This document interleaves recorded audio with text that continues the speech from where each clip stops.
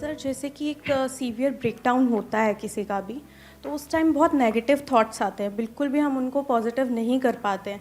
And ऊपर से ये गाने और आ जाते हैं, वो अपनी लाइफ से रिलेट हो जाते हैं, फिर बहुत प्रॉब्लम होती है इसमें। तो हम उस टाइम पॉजिटिविटी कहाँ से लाएं?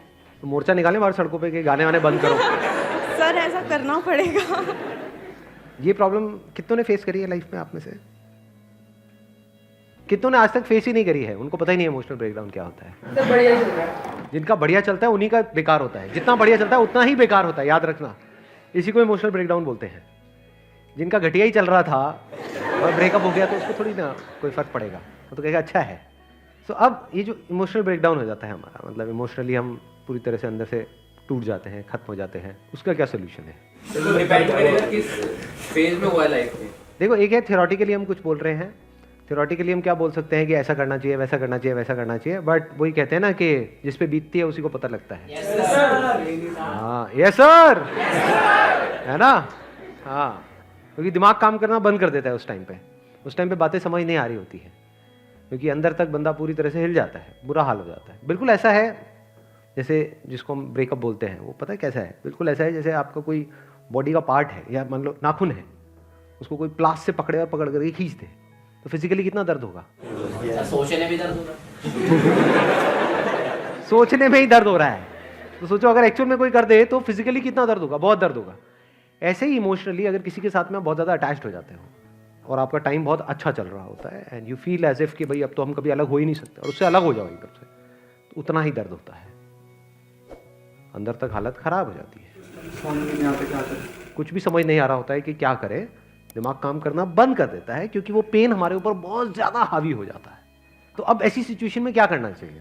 सर अपने पैशन को फॉलो करो। नहीं सर, वो जैसे पेन से बाहर निकलने के लिए अपने आप को उसे मतलब उसी में रहने की कोशिश करना। Sir accept and move on. इसका मैं एक्चुअल में आपको बता देता हूँ सोल्यूशन क्या है। एक है थ्योरेटिकल सोल्यूशन, वो क्या है कि हम अपने आप को मजबूत बनाएं, एक्सेप्टेंस, हम एक्सेप्ट कर लें।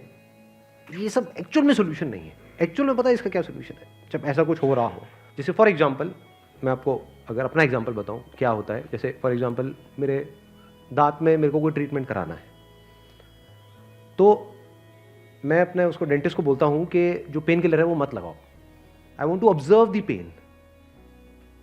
तो मैं अपनी चॉइस से उस पेन को एक्सपीरियंस कर रहा हूं, ये देखने के लिए कि मेरी अपनी कैपेबिलिटी क्या है, कितना दर्द मैं सह सकता हूं। तो don't run away from it. ये जो इमोशनली हमारी जो इतनी बुरी हालत है, इमोशनल ब्रेकडाउन है, if you try to suppress it, if you try to divert your attention from it, ये सब काम नहीं करेगा और कॉम्प्लिकेटेड होता चला जाएगा। फेस इट कि देखता हूं मेरी लिमिट क्या है, मेरी थ्रेशोल्ड लिमिट क्या है, मैं कहां तक दर्द को सह सकता हूं या सह सकती हूं। तो वहां से आपको एनर्जी मिल जाएगी। अगर उस लिमिट को आप बढ़ाने के लिए एक्ट करोगे तो just be one with it, मतलब उसके साथ में जुड़ो, उससे भागो मत।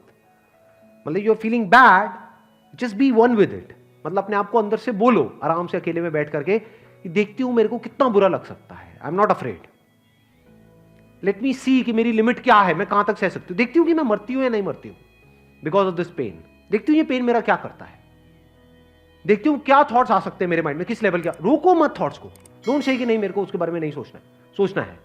देखती हूं क्या हो सकता है, देखती हूं इसकी अपर लिमिट क्या है, मैक्सिमम कहां तक जाती है। तो once you start pushing your limits, अब आप देखते हो तो कोई बड़ी बात नहीं है, आपको ये रियलाइज हो जाए अंदर से कि ये सब जो साइकोलॉजिकल लेवल पे जो होता है ना, एक है फिजिकल पेन जिसकी मैंने बात करी वो नाखून वाले की, उसमें तो एक्चुअल में दर्द होता है। ये जो साइकोलॉजिकल पेन है, this is subjective, this is not objective. दोनों में फर्क है। मतलब ऑब्जेक्टिव क्या है कि अगर नाखून किसी का भी उखड़ेगा तो उसको सबको दर्द होगा, कोई भी ऐसा नहीं है जिसको दर्द नहीं होगा। बट ये जो साइकोलॉजिकल पेन होता है, दिस इज सब्जेक्टिव, यानी ये डिपेंड करता है आपके ऊपर कि आप उसको किस तरह से देख रहे हो। उसी सिचुएशन में, एग्जैक्ट सिचुएशन में बहुत सारे लोग होते हैं जो बड़े आराम से मूव ऑन कर रहे होते हैं, कुछ होते हैं जो बहुत ही बुरी हालत जिनकी हो जाती है, कुछ है जो एक ठीक है मॉडरेशन में करके आगे बढ़ जाते हैं लाइफ में। So that all depends upon your willingness to face it. और जब पूरी तरह से once you are open for that psychological pain, तो धीरे धीरे ये जो साइकोलॉजिकल पेन है ये आपके ऊपर हावी होना बंद हो जाता है। ये कह लो डीपर लेवल से तो पूरी तरह से निकल जाता है। अगर सिंपल एग्जांपल दूं कि फॉर एग्जांपल अगर आपके साथ में कुछ बहुत बुरा होगा तो आपको इमोशनली बुरा लगेगा, लेकिन सिर्फ उस टाइम पे लगेगा। लोगों के साथ में ये भी होता है कि कुछ बुरा नहीं भी हो रहा तब भी साइकोलॉजिकली बुरा लगता ही रहता है, परमानेंट स्टेट बन जाती है। तो अगर आपने ये कर लिया तो यहां से बाहर आ सकते हो, जो जिस चीज़ की मैं बात कर रहा हूँ। But I am not too sure आप कैसे इसको देख पा रहे हो। यानी अकेले में बैठ करके just gather up all your courage and say to yourself, let me see कि मेरी अपर लिमिट क्या है, मैं कहां तक बियर कर सकती हूं, मैं कहां तक बियर कर सकता हूं। तो you would be surprise to see that कि आप क्या कर सकते हो साइकोलॉजिकली बियर, कोई लिमिट नहीं है।